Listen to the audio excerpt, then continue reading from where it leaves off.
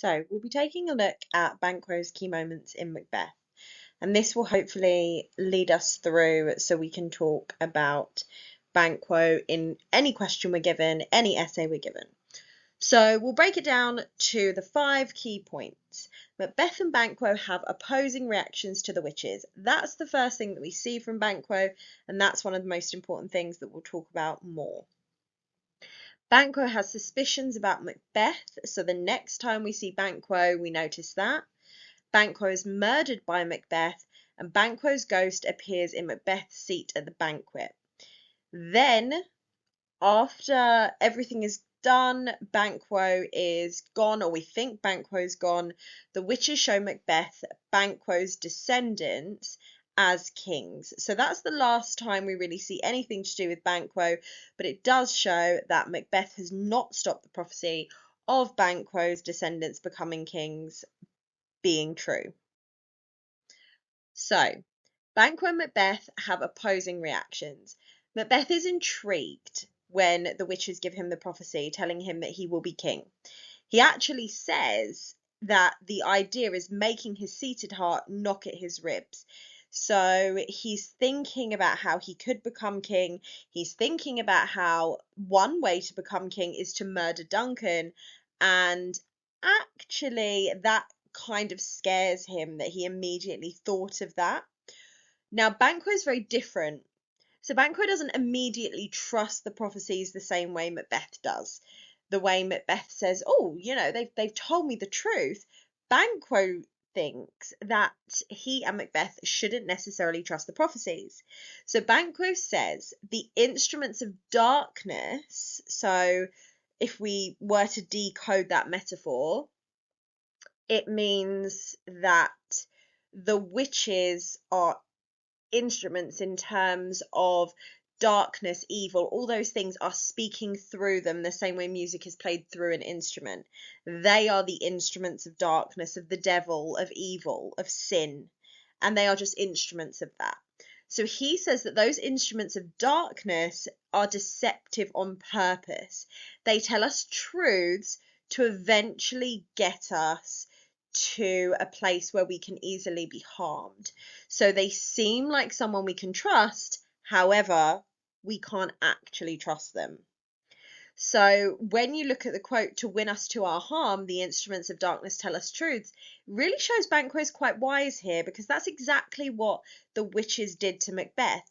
They told him truthful things, but in a very misleading way. And I think this is a really good quotation for foreshadowing that. So it's foreshadowed really well, because what they're saying here is that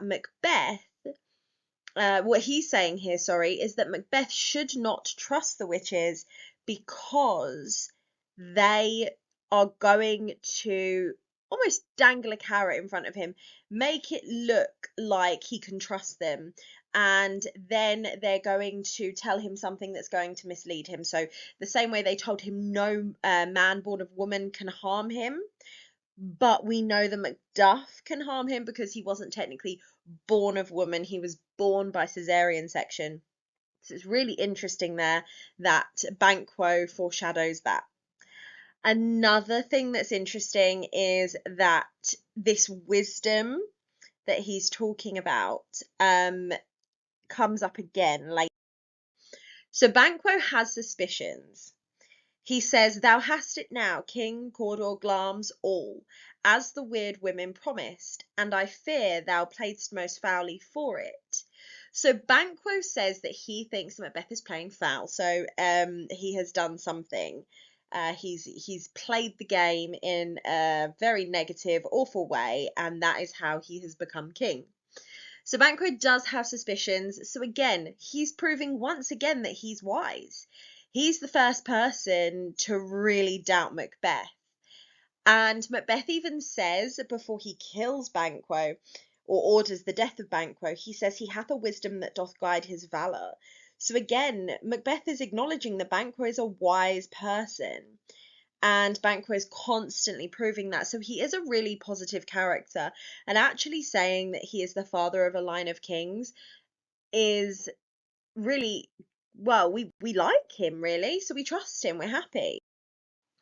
Then we've got Banquo's ghost appearing. So after Banquo has been ordered, after Macbeth, sorry, has ordered Banquo to be killed, Banquo's ghost shows up at the banquet. So Banquo was told that he would be the father to a line of kings, and that made Macbeth really, really insecure. So Macbeth doesn't have an heir of his own to pass the crown to, because the crown, according to the witches, is going to Banquo's sons and Banquo's descendants. And that, again, I know a lot of people get confused here because Malcolm becomes the next king, but there are lots of ways that this could happen. Banquo's son could marry Malcolm's daughter, and then Banquo's grandson becomes the king. There are lots of things that could happen there. But Banquo will definitely be the father to a line of kings. And Macbeth knows that, everything he's given his soul for, committing regicide, it's been for nothing, because he won't be passing his name on, he won't be passing his crown on. So when Banquo's ghost appears, really symbolically, he sits in Macbeth's seat at the banquet. Now, I love this choice from Shakespeare because it's very symbolic, and it shows that Macbeth really fears someone taking his place. And it shows and illuminates to us Macbeth's worst fear. And Macbeth's worst fear is that he will lose that power that he has gained. And he feels very insecure in that power, and he worries about it, which is why he keeps killing people. So this moment, very symbolic and a very good one to decode in an essay. And so my last point then is that Banquo is the line to a father of kings, and this is shown again. So we've got the prophecy at the beginning, and now we've got the prophecy at the end. So the witches show Macbeth a vision of Banquo's sons as kings. Macbeth is completely horrified by that vision, and he sees that there are lots of kings that descend from Banquo. So he sees that they keep going and keep going and keep going, and they all look like Banquo, and that shows him that all of these men have descended from Banquo. So Banquo's passed on his genes to all the kings. He also says that they carry twofold balls and treble scepters, which shows that they will rule Scotland and England. So holding a ball and scepter is what you do in a coronation. If you hold treble scepters and twofold balls, it means that you are the ruler of more than one country. And that shows that they will rule Scotland and England. And it's a nod to the king at the time, who was James I. And James I said that he descended from someone called Banquo. So we can see here how it really is a massive compliment to the king.